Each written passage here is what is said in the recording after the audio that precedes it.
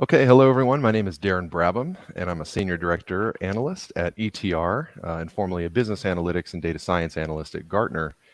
At ETR, we conduct market research on enterprise IT trends, notably through our regular surveys on technology spending intentions. I have the pleasure today to be chairing the Yes We Trust in Data panel, sponsored by Zeotap, which I will present to you in a minute. In this panel, I have the pleasure to be joined by Thea Backlar, VP Data and Analytics at Augury, the personified advertising company that has created an advertising technology that delivers precision and privacy with one technology stack. Caroline Goulard, CEO and co-founder of DataVise, an agency specialized in data visualization and human data interactions. And Johan Vranken, CRO at Nailbiter, a video metrics platform developed for quantitative video-based market research.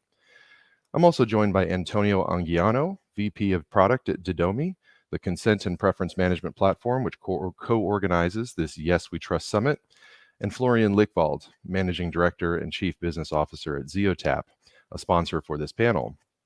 Zeotap's customer intelligence platform empowers brands to unify, enhance, and activate customer data in a cookieless future, all while putting consumer privacy and compliance front and center. Recognized by Gartner as a cool vendor, Zeotap works with over 80 of the world's top 100 brands, including P&G, Nestle, and Virgin Media. It's also the founding member of ID Plus, a universal marketing IT ID initiative. And to learn more about Zeotap, please visit their sponsor booth and have a chat with their team. Is there anything you'd like to add, Florian, before we start our discussion today? That was spot on. Thank you, Daren. Cool. All right, so let's get underway with this panel. If the audience will please notice, we have a quick survey that we'd like for you to just chime in on, and it'll give us some stuff to pick from in our conversation. We're interested in hearing from you who you think should own data. Should it be you, organizations, or governments or companies, or should it be some sort of shared control? So hopefully at this point you'll see the poll pop up on the screen. And while you get some of those answers posted into the poll, I'm going to go ahead and kick it off. Maybe start with Thea for this one. So how do we start by defining what is personal data anyway, right? How do we define this sort of thing? Do you want to kick it off for us, Thea? Yeah, sure. Thanks, Daren. It's a really complicated question, obviously. What is personal data? So the definition from the European Commission is that it's any info, and importantly, any combination of info as well, that is related to being able to identify an individual. So for example, an email address or telephone numbers or zip codes, IP addresses, even a cookie ID. This is regardless of how it's collected. So digital or not digital. And if it is anonymized, it has to be irreversible. So encrypting the data, for example, does not count actually. Like most people do think that counts, it doesn't because it can be reversible. This definition can be pretty specific, but it's also pretty vague in certain ways. So for example, is CCTV tracking in the UK, is that personal data?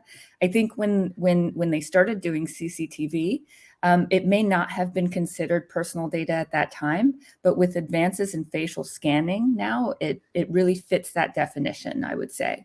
So the important thing, I think, for companies and governments will be to continuously update their definitions of what personal data is. As technology rapidly evolves, it's evolving continuously, super rapidly, and they'll really need to take a look at that again and again. It's not a static thing, what personal data is. And if they fail to do that, I think that's where they will start losing the trust from the public. Interesting. Anyone want to add to that comment? I think just to continue, I think also,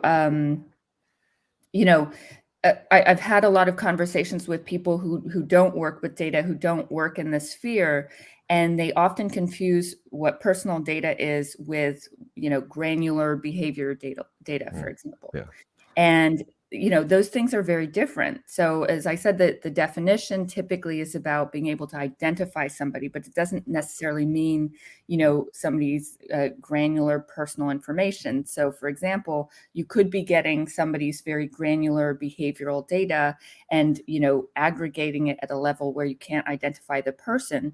People still feel that that's kind of creepy when I talk to people outside of our sphere. But it's not considered personal data because you can't identify the person. So I think that's a really important distinction as well. Just because it's granular doesn't mean it's personal data as well. Interesting. Johan, you came off mute. Did you want to add to that or complicate our definition? No, I absolutely agree with everything that Thea just said, right? And it is a complicated matter. And I think the GDPR policies require a very broad interpretation of what's personal data. And I think what's important there, and I'm talking with a background doing market research for consumer goods in that industry, that there is transparency and this clarity, right? And that is needed. So the right to exist, the right to erase your data, etc., that all needs to be in place. And there's ways to go about it, but it's definitely a complicated matter. Yeah, interesting. We got the results of our poll have rolled in. We took got a couple dozen people at least took the poll.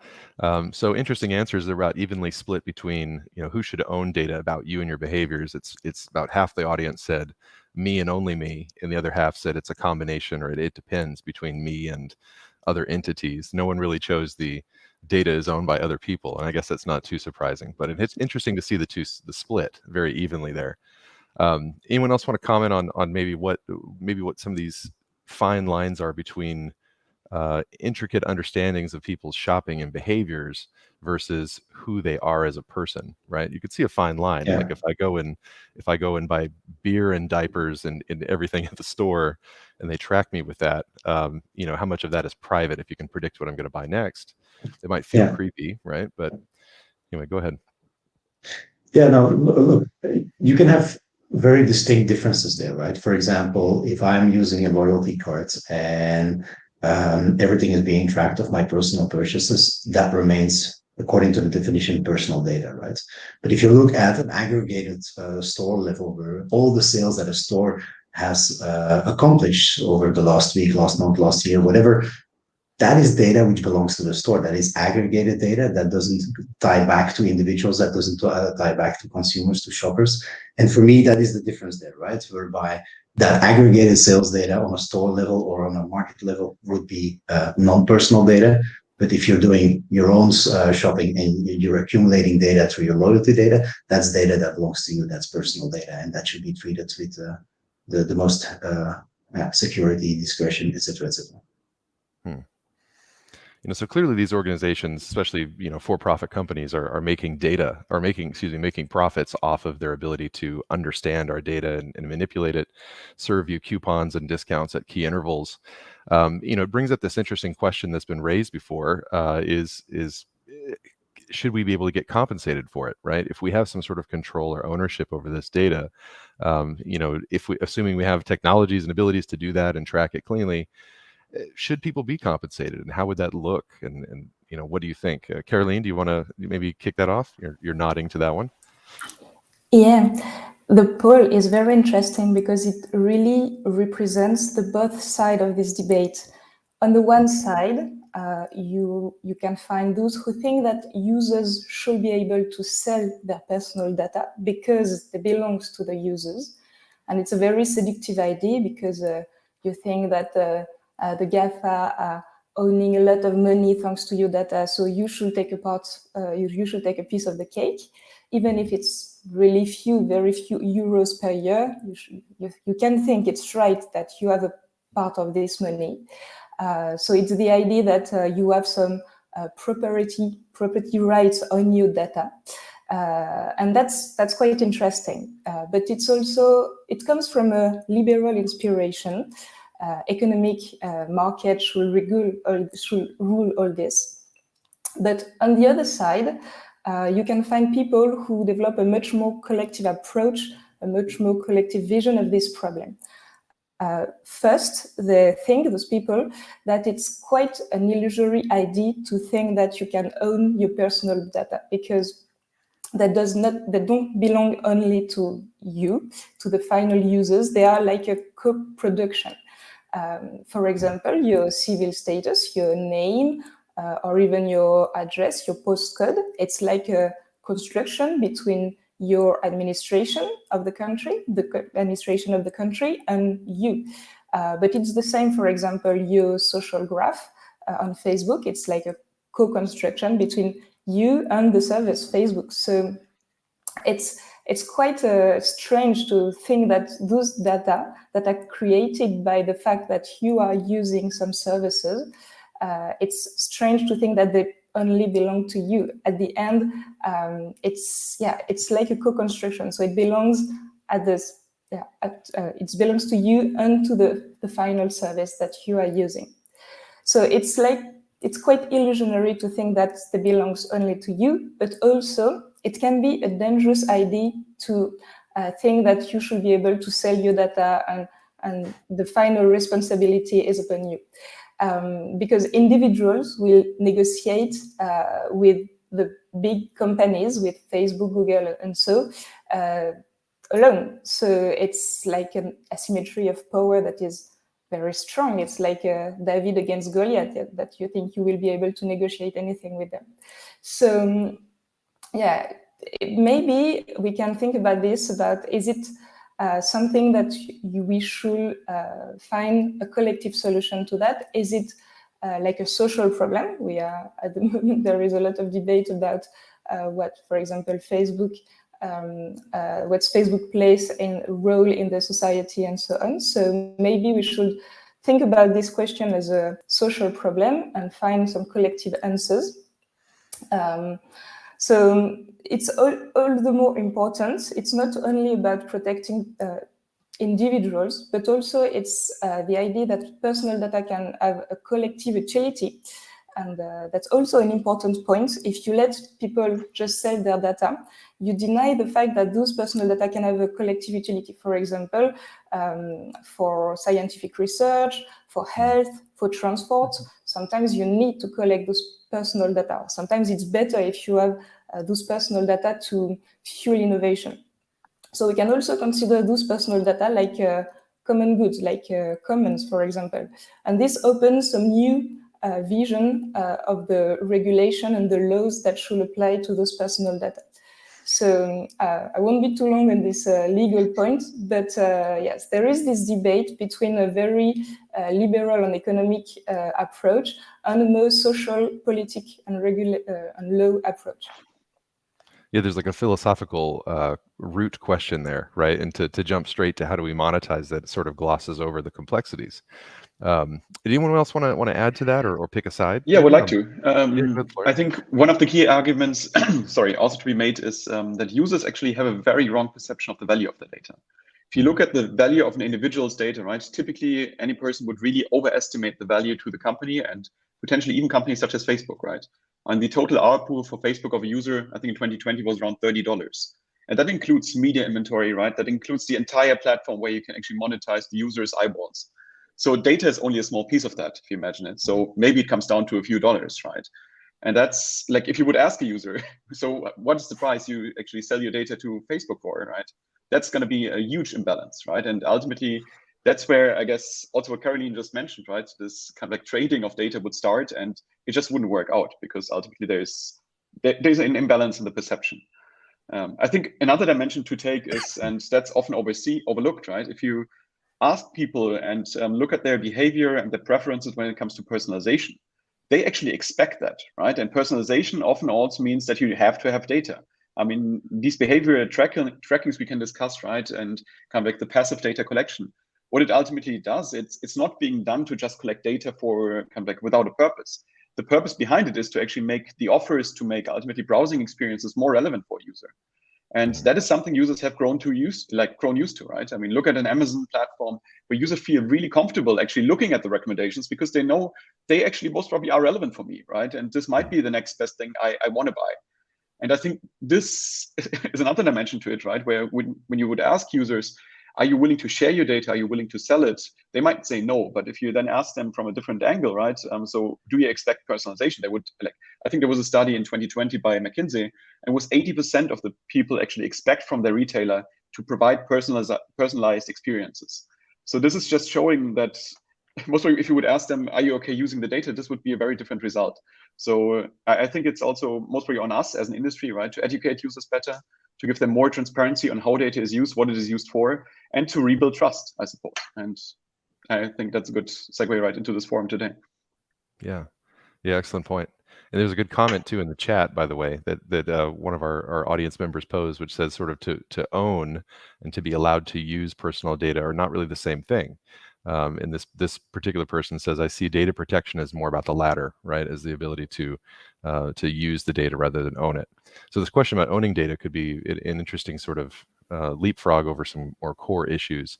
And then to Florian's point, this may be a moot point if the value of the data is really not that much in a single person's view anyway.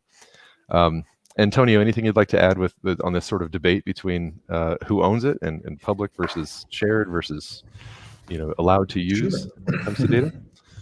Sure. I think there is always a transaction on the data use. No? When you go to a website, and even if it's like personal data or behavioral data, we are always changing that in exchange for service.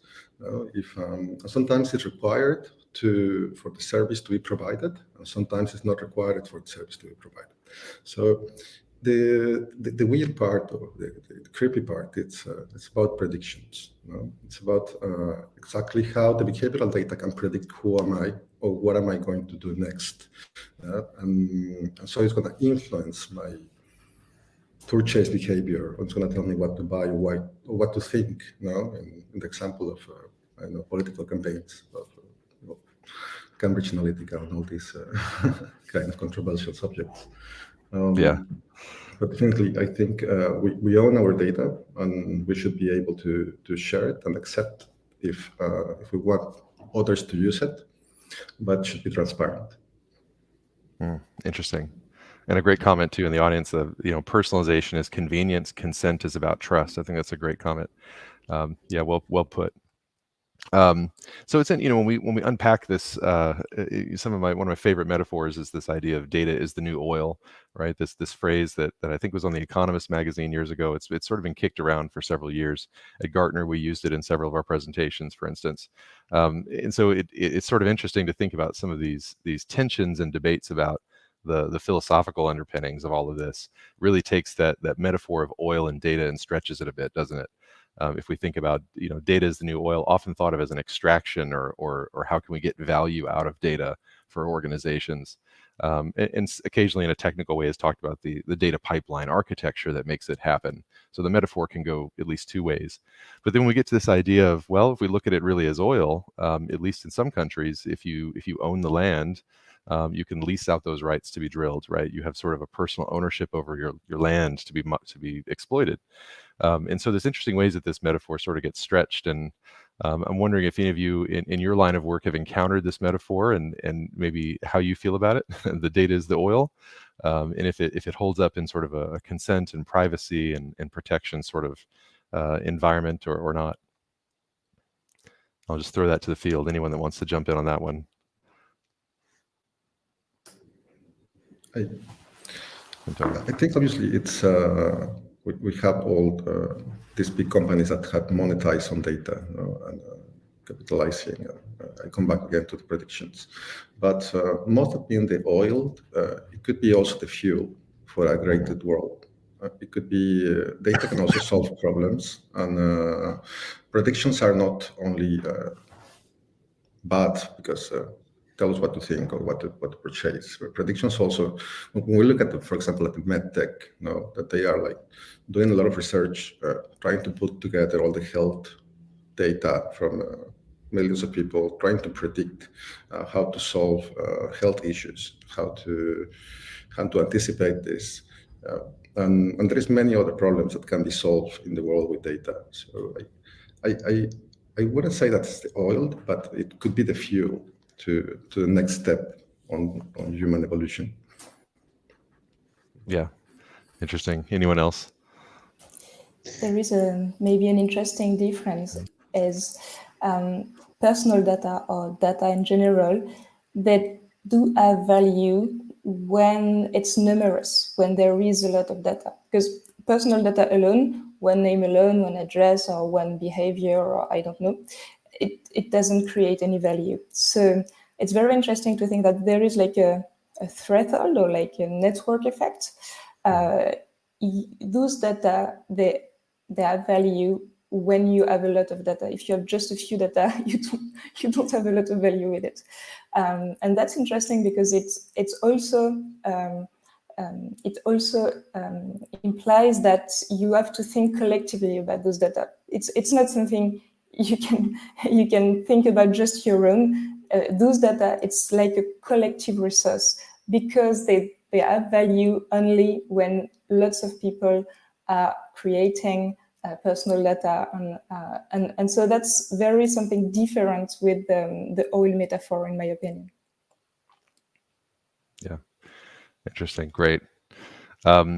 Well, I want to bridge to sort of a next set of topics here. Unless Johan, I saw you come off mute. Did you want to add a final thought on this oil idea? Yeah, the data is the new oil. I think it's a bit flawed. I mean, oil is tangible, data is not. Sure. Oil is only one source of energy. If you think from a consumer perspective, there's other sources of energy. So you can switch from oil to other things. Data is too broad as a term. So maybe some subset of a certain kind of data, comparing that to oil might be a better idea than just saying data is the new oil. Protections of individuals through policies like GDPR absolutely is that is needed. But yeah, saying that data is in the wall, I've got a bit of a personal pet peeve with that expression. Yeah. There's a good question that rolled in on the Q&A as well. So the European Data Protection Board this week confirmed that data cannot be considered a, quote, tradable commodity, and that fundamental rights cannot be waived by individuals even if they can agree to processing of their data. What's the panel's view on this news? If you have a specific view.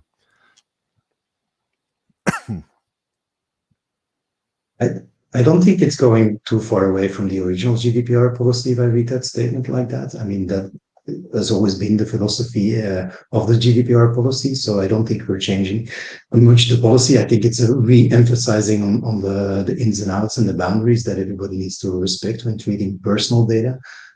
So I'm not so surprised to read this actually. Yeah. Great. Well, so keeping all of this in mind, we'll probably touch back on some of these sort of divisions or points as we go. But I want to bridge this to sort of a next bucket of questions. And we have another poll for the audience, another quick poll, if you don't mind. The question here is about companies. What do they need to be doing concerning their data practices? Do they need more scrutiny and regulation, or less scrutiny and regulation to enable innovation, or do they need some sort of or about the same as they have today? So curious to hear your thoughts on that poll. Those in the audience, if you don't mind, and we'll ping those up here in a second. So want to turn then, I guess, to maybe Johan. You can kick this one off. Is what can companies do about this? What can companies do to collect data, to handle data, to be successful as a business that makes value out of data from their users without being overly invasive or trample on people's privacy and rights? How do companies do this today? Well, absolutely right. And going back to my background, which is consumer goods market research, there is primary research and there's secondary research, right? Primary research is primarily done on aggregated data, how much lemonade has been sold in a certain country during a certain period and so forth. And then there's that secondary research. Primary research is then doing, let's say, more customized project-based research projects in which we as an industry, which I respect quite a lot. I think the market research industry has a high level of integrity.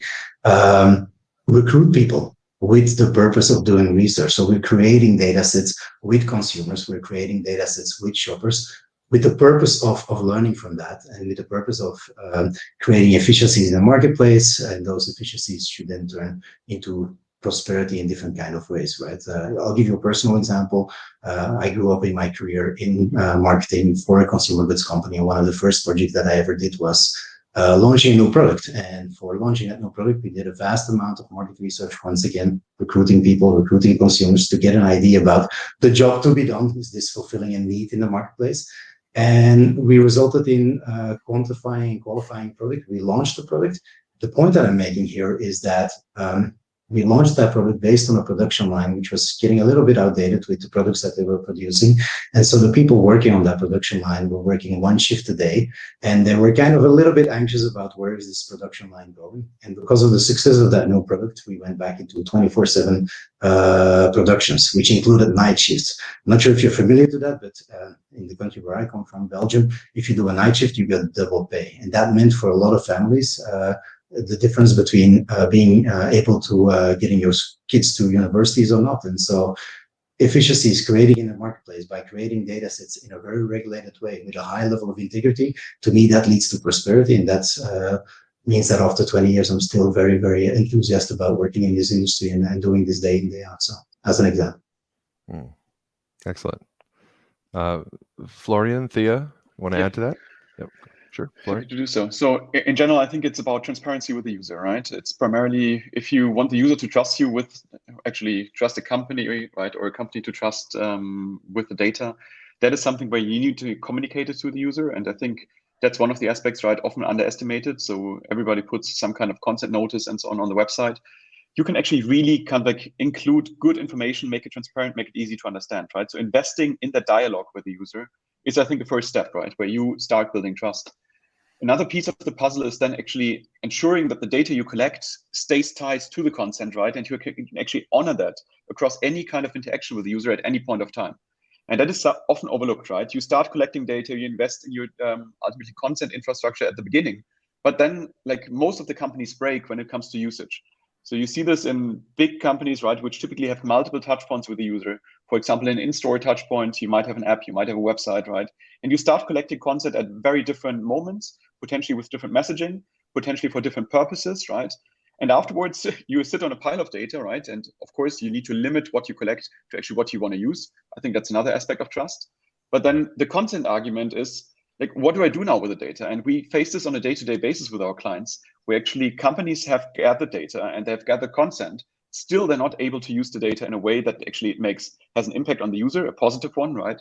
It doesn't help to improve product. It's almost not usable, right? And that is something, I think that's kind of the worst, because ultimately, you now have collected data. You actually have to make it secure. You have to keep it. You have to safeguard it, but you're not even using it, right? So you have collected it in the end for no plausible purpose. And that is something where I feel this, let's say, marrying consent and data is incredibly important for your infrastructure. And ultimately managing conflict, orchestrating it across real-time channels, across campaigns, across anything you actually do in the interaction, so that you can really stand up and say, hey, user, I'm absolutely sure whenever I interact with you that I've honored your wish, I've honored your consent, right? I've honored ultimately the trust you've put in me. And that can be done technically, right? And that's part of the solutions, for example, we offer. Yeah, great. Thea? Yeah, I totally agree with that. I think, there are several things there. First of all, as Florian was talking about, it's about consistency, right? You have to be consistent throughout the entire process and entire interaction with the consumers. Otherwise, if you're being inconsistent in the way you're tracking consent and all of those other things, and you're doing it at different stages, it's not going to build that trust. And the consumers are going to notice that, absolutely. And I think on another note as well, and talking about, people want personalized experiences.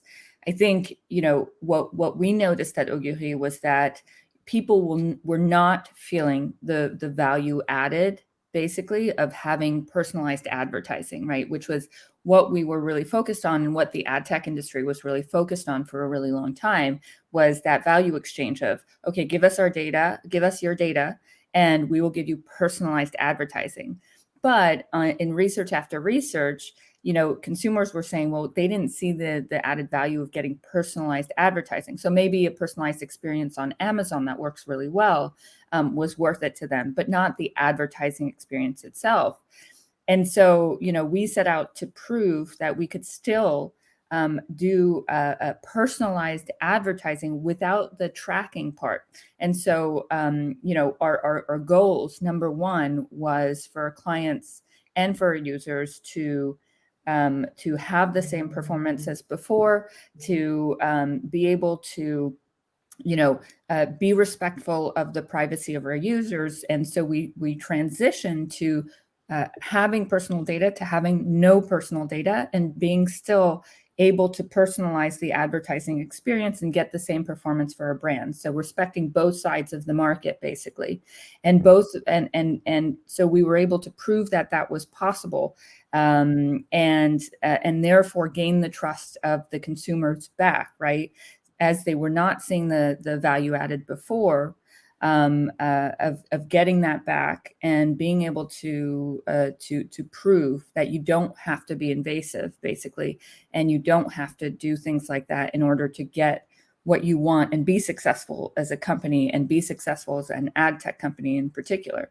So I think that was really important first step for us, and I think that's something that's going to be more and more prevalent, especially in the ad tech market, as consumers push back more and more, and say they don't want people to be tracking, not for advertising, not for advertising at least.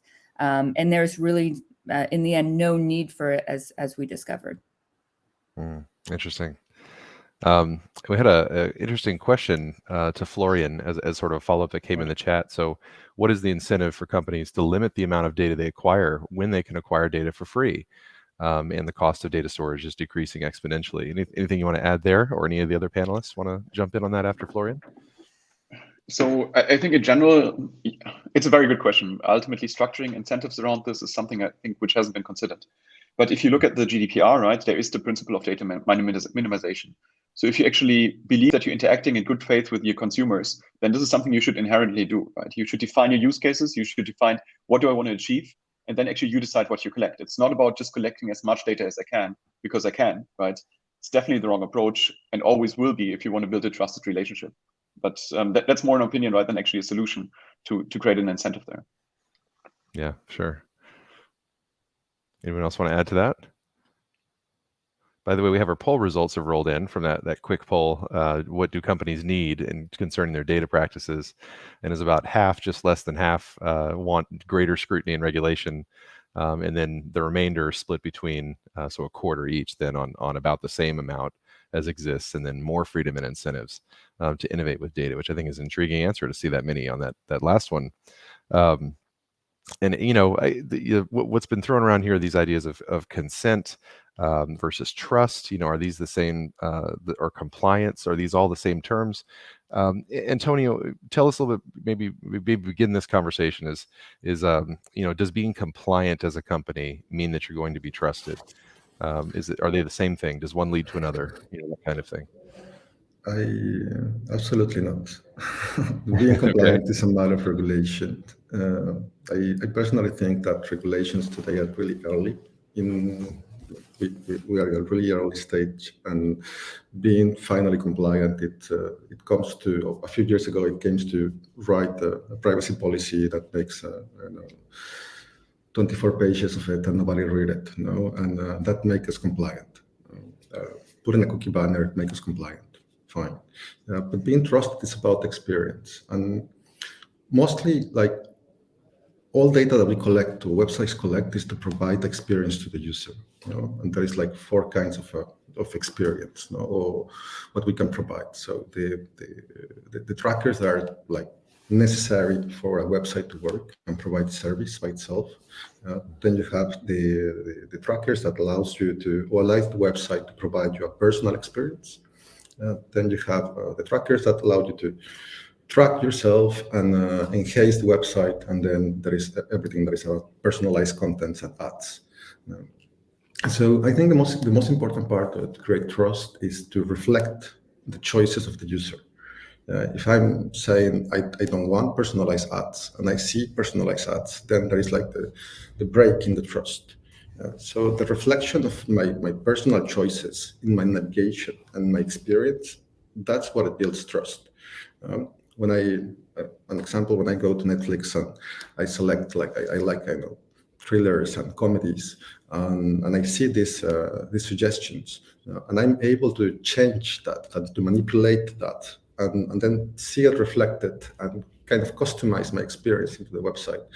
That's what it builds trust between the consumer and the company that is providing the services. Cool. And by the way, another way to build trust is not to get hacked. That was brought up in the chat. Yeah. Another way to engage your customers and convince them that you're trustworthy is just don't get hacked as well. So that's good. Anyone want to add to Antonio? Johan? Yeah, to me, I think we're kind of reducing the debate about trusting data to compliance, right? And there's many more levels that we could look at. If you look at data, what is the methodology used to get to that data, right? Is it based on something behavioral? Is it based on something which is claimed? Is it based on something what somebody has recalled from a long time ago? And how did the interpretation go about, right? What kind of analytics were being used, right? Is that based on objective analytics, subjective analytics? So to me, trusting data is much more than compliance. It's about a lot of different dimensions, and I'd love to see the debate open up on that. Yeah, good point. But I think also there's, I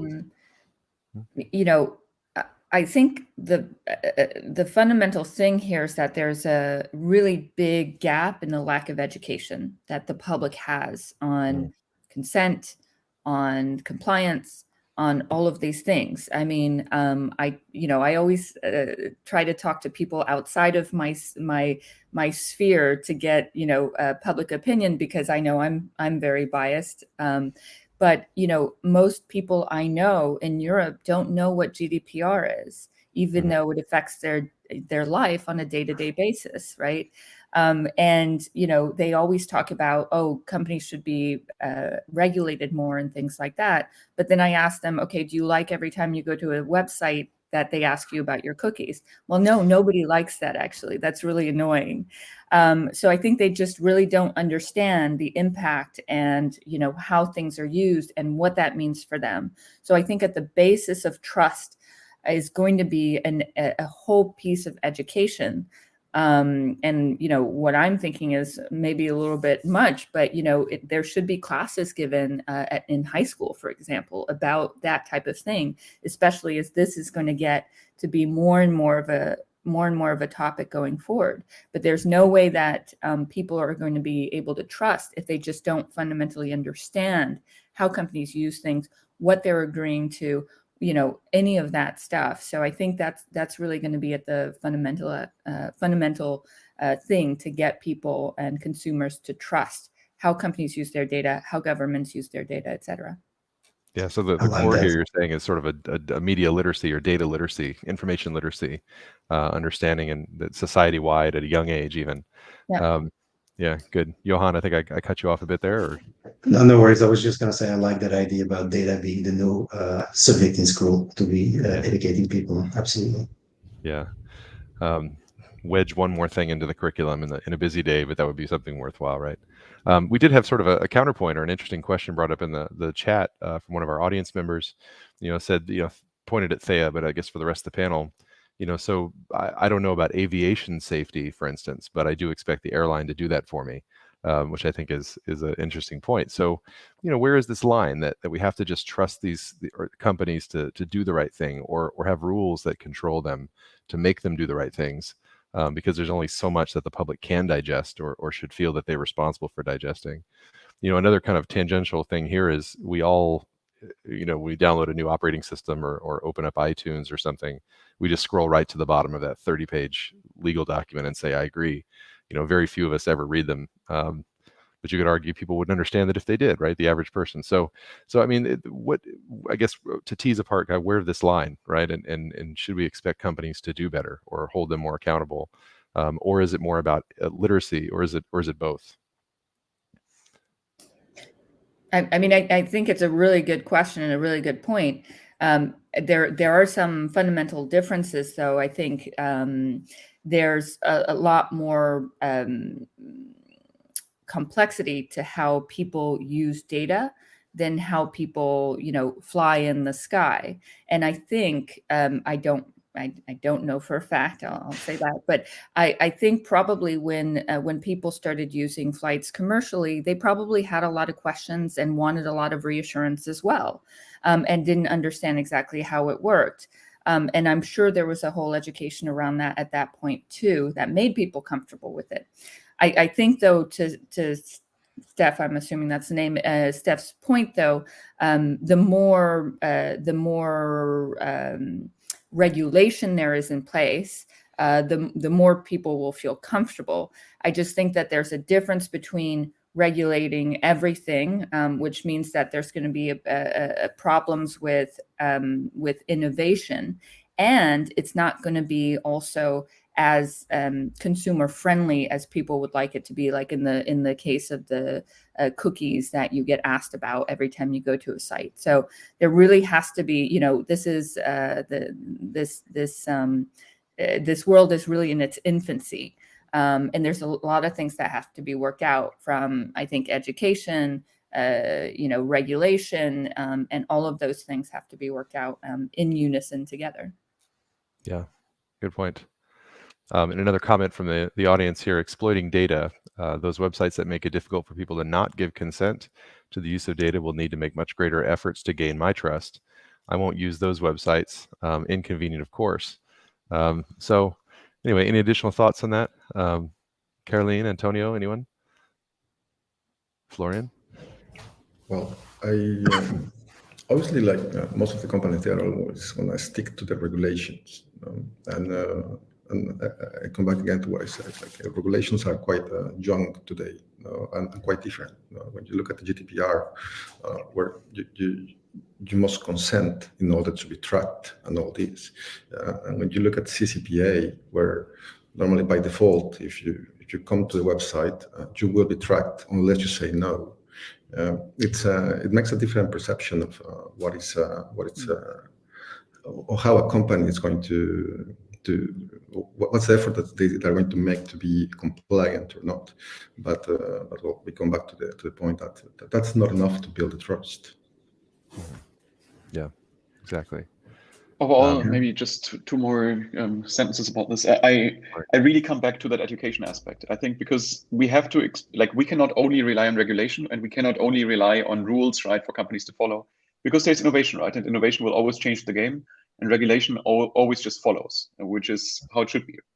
But ultimately, it comes down to the individual user to be better educated, right? Better understand what's happening, better understand where they actually leave traces of data. Because you won't be able to completely safeguard them, right, by design, because companies always will find ways. And yes, you will also have a few bad actors, as just this example just mentioned, right, which shouldn't be the case, because obviously that's not legal, right, if I don't ask for consent and still apply tracking. So it is ultimately, I think it really helps, right, to provide obviously technical solution, to provide regulation, but then also to educate the users to make them kind of decide for them on their own. Yeah, on this point about educating user, there is a very important role of school government education. Like when you were a kid, you learn a lot of things about how to behave in the society, about what you who you should trust, who you should not. And this is really missing in today's education. But also there is a responsibility for website owners, for service owners, service creators, to make visible what's those data. For example, with the plane and aviation example before, when you go to a plane, when you jump into a plane, you see the plane, how it looks like, you see how you feel how it will behave, this plane. So you have an idea about, yeah, of course, if I broke the windows, it's going to be a problem. For example, even if you cannot drive the plane, you understand a bit how it works just by saying it, because you see the machine. For this data problem and the data trust problem, sometimes if we design website and interface in a way that you can feel where are the data, what's done with the data, what's What's the data, for example, when I fill a form, when I interact with a button? It could be designed in a way that people understand that there is something happening, there is something logged into a database, and this is something I will be able to find after. Those kind of very little micro interaction, very little micro information that can be designed and that can be instilled into an interface to help people understand how it works. And yeah, this is something that we are very concerned about at Database as a studio doing data visualization. But it's not only when you are displaying data to people, it's every time data is used somewhere in a page or in an interface that we could design this in a very different way to help this education. Mm-hmm. Excellent. You're talking about sort of pro-social or positive benefits, right, that can come from all of this. And I guess I want to move to sort of our last tranche of questions, right, that we'd sort of bandied about before the call. So a lot of what we talked about has been very negative. It's about regulations. It's about sort of dangers and harms and where's that line between consent and so on. But I want to pivot a bit and just say, what is the social good that can come from all of this, from companies, organizations, governments having access to our data? Can this data be used for good in the world, right? Can we build algorithms that do pro-social things, beneficial things, and is that worth it then? When you look at sort of the benefits that come out of this, anyone want to kind of jump on maybe what good's coming out of this? Maybe. I like to go back to an example that people don't think about because it wasn't digitalized yet. But, if you go back to the 80s, for example, there were huge discussions going on as governments started wanting to collect fingerprints, right? Fingerprints to track criminals. Mm-hmm. A lot of people were against it because they felt like it was impinging on their personal freedoms and it was too personal and they didn't want to be tracked and all of that stuff. Even all of this was happening even before all of these digital discussions. But in the end, now, if you think about it now, people don't even think about it anymore. It's not a subject of discussion. It's standard in most governments, in most countries. You track fingerprints, and the fingerprint trackers are shared globally sometimes as well. And I mean, it's pretty invasive if you think about exactly what it is. But on the other hand, it's helped solve, hundreds and thousands of crimes in a way that we just weren't able to do before. And it's helped absolve people as well, by the way, not just, catch criminals, but also free people that were wrongly accused. So the social good from having this huge database of people's fingerprints has been incredible. It's been immense. And I think there's a lot of different ways that we can use data for the social good that can be incredibly beneficial.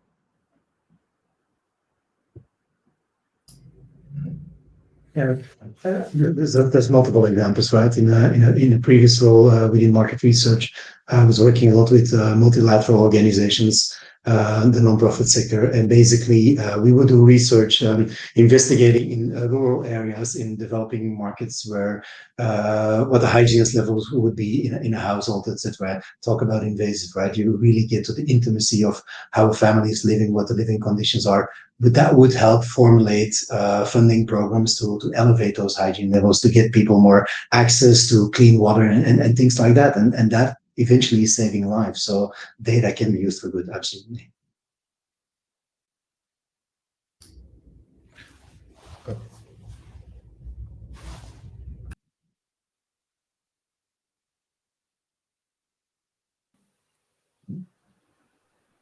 Daren, somehow you're muted to me. Yeah, Daren, we can't hear you anymore. I think we can't hear you, Daren. I can add to a topic that today most of the demonized part of the data, it's obviously about the big companies, no? But the biggest consumers of data are us, the consumers.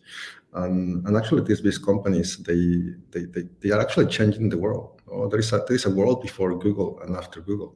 The service that they are bringing, platforms like Google and Facebook to the humanity are like, it's so big.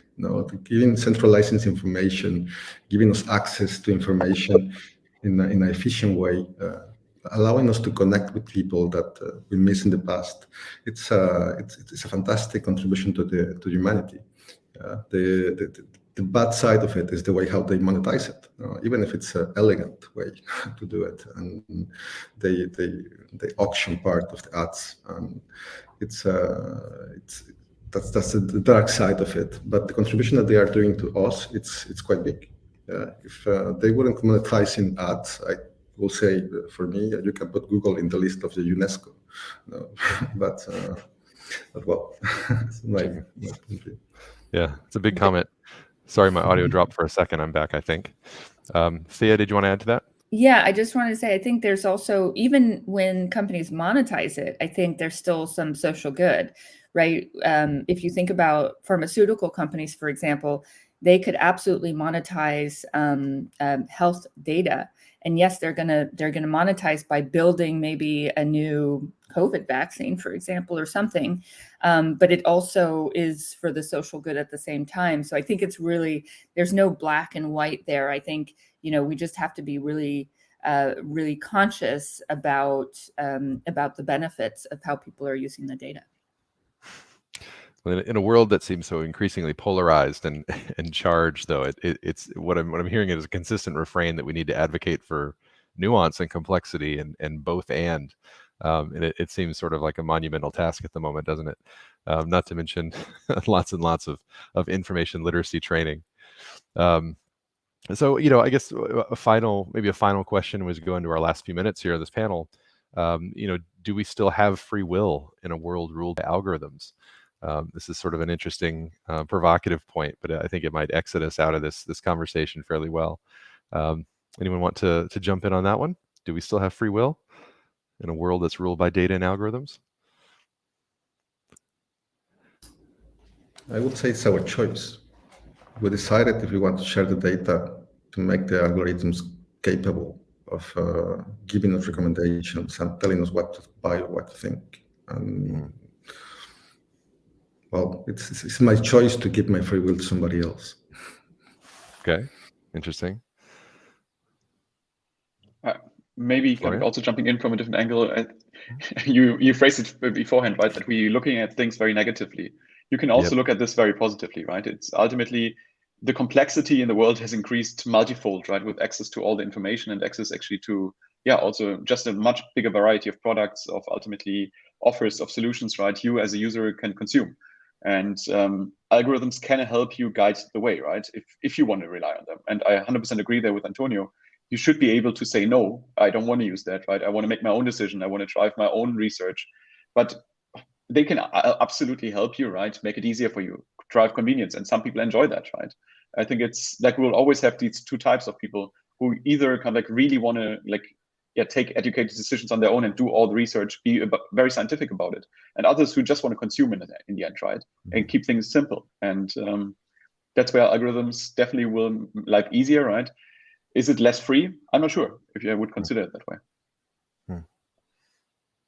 Interesting. Any counterpoints? Additional comments on that, folks?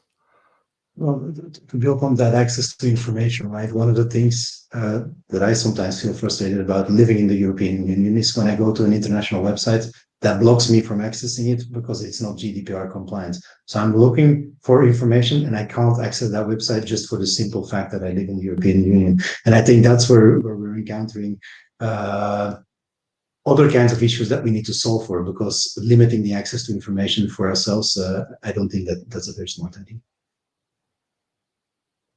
Interesting.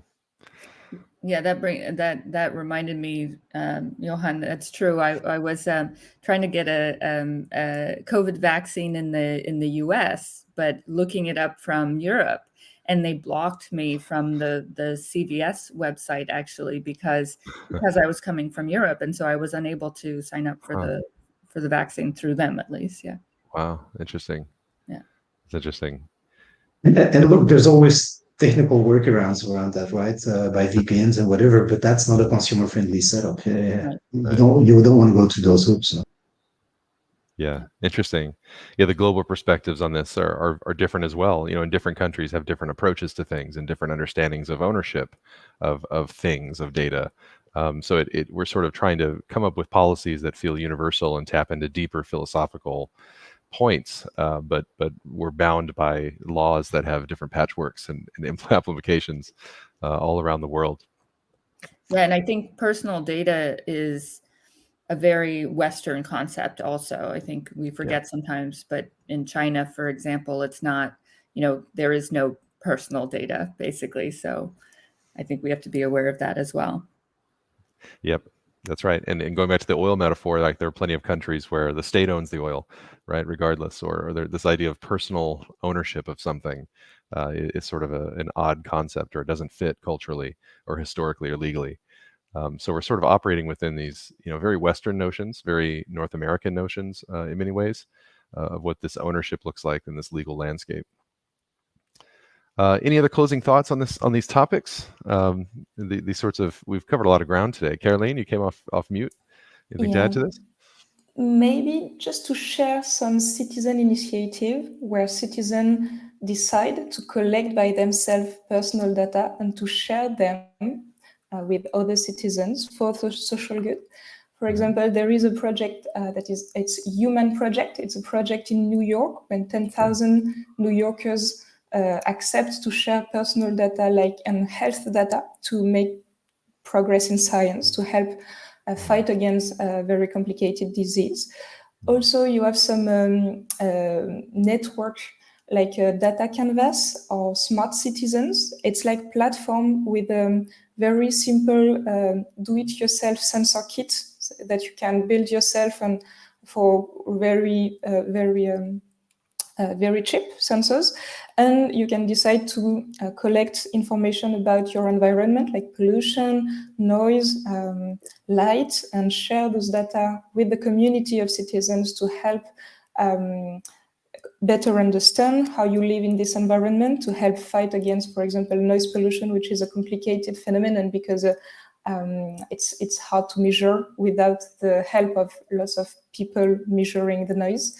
And so, for example, we were talking about education of the final users. A good way to make people more aware about the importance of personal data is to, for example, it can be to participate to those citizen initiative to collect the data and make something good with it. We have, during all these debates, we have been thinking about the final users as someone giving data to big companies, but it also can be something that you do by yourself and with other citizens, and something that is open. So this is another way to envision the personal data, and maybe participating to this kind of citizen initiative can educate people to another link to their personal data. Excellent. Excellent. Well said. And I think that's a nice time to a nice comment to end on for this. It's very uplifting and positive outlook. So I want to thank you, Caroline, Thea, Johan, Antonio, and Florian for your amazing insights onto the world of data, broadly speaking. Thanks for your openness and taking and answering questions from the audience as well, and making this first session of the Yes, We Trust in Data Summit an incredibly insightful discussion.